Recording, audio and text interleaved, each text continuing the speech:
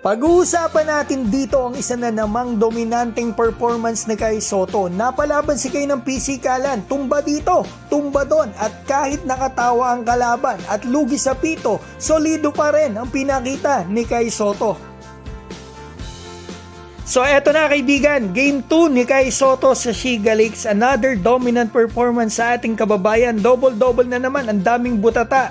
Eto, masasabi ko medyo lugi talaga sa pito sila mga kaibigan. Pero eto, talagang solido ang butata ni Kai Sotto. Lumabas yung bola. At taas, kita natin ang ganda ng kondisyon ni Kai mga kaibigan ha. Ang ganda ng mga timing niya sa blocks. Ang dami niyang butata. Yun nga lang, ilan napaparecord. So yan, rebound kay Kai. Tingnan natin ang mangyayari dito. So eto pala, first foul ni Kai. Legal screen. So eto, tingnan natin mangyari dito. Nakaagaw sila. Maayos yung bagong point guard nila, yung 21 anyos mga kaibigan. Gusto kong pumasa yun. Tsaka ang galing lumipensa kahit maliit. So yan, makikita natin basket kay Kai Sotto kasi simula pa lang na second dyan mga kaibigan. And one, yun nga lang, hindi ata na ipasok na kayong free throw niya dyan. I'm not sure mga kaibigan.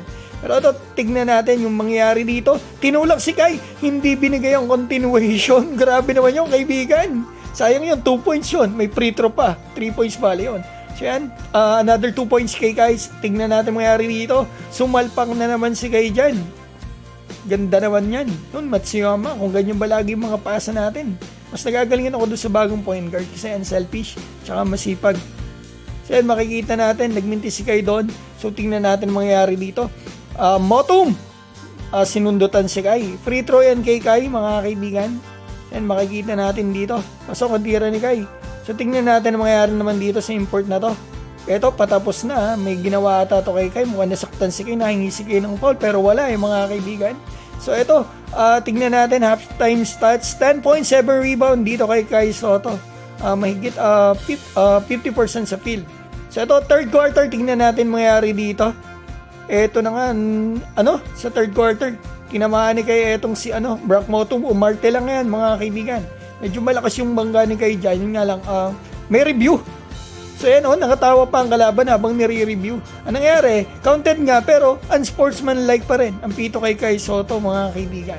So ito bagsak na naman. Daming kababagsakan dito ng mga player involving ating kababayan. Ito kung si Kai yun, flagrant yun. Binalibag si Kai doon. So yan mga kaibigan, 3-point shot kay Kai Sotto. Sayang, ayaw pasahan ng isa kanina. Libre-libre na rin si Kai sa Thursday. Back-to-back sana yun.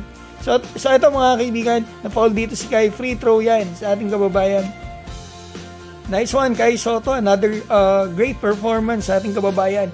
Yan, na-foul yung si LJ Pickbuten na butata ni Kai sa taas mga kaibigan. Kasi magiging end one yun kung hindi na butata ni Kai. Sayang yun. Ganda ng salpak ni Kai. Yan mga kaibigan, free throw kay Kai Sotto. Dito sa fourth quarter, kukunti yung touches ni Kai mga kaibigan ha. Kukunti lang talaga. At anong tawag dito? Hindi siya masyadong nakatira. Ito, nagdadasal pa. Ang ganda naman yan, ang puti. At saka mga kaibigan, yan, nawawala akong nakilalito ako sa babae. So ito, tignan natin. Yun pala mga ginawa ni Kai dito. Hindi siya masyadong nakatira. Nag-focus siya sa defense, sa blocking. At the same time, sa rebounding. Ang gaganda na rebound niya dito. 18 points, 12 rebound mga kaibigan, 6 out of 9 dito sa field, nakaisang 3-point pa at 2 blocks lang yung na-record sa kanya dito pero 4 yung block niya dyan mga kaibigan. So yan, malaking bagay, malaking tulong kaya nakuha nila ang panalo. Back-to-back win, big win para dito sa koponan nila Kai Sotto. Shoutout ko po pala si Raul Ramos ng Surigao City, Benz Pelarreja, Barcode Rules, Roniel Hoxon at mga kaibigan, binabati ko rin kayo at maraming salamat po sa suporta nyo kay Kai Sotto. Mabuhay po kayo.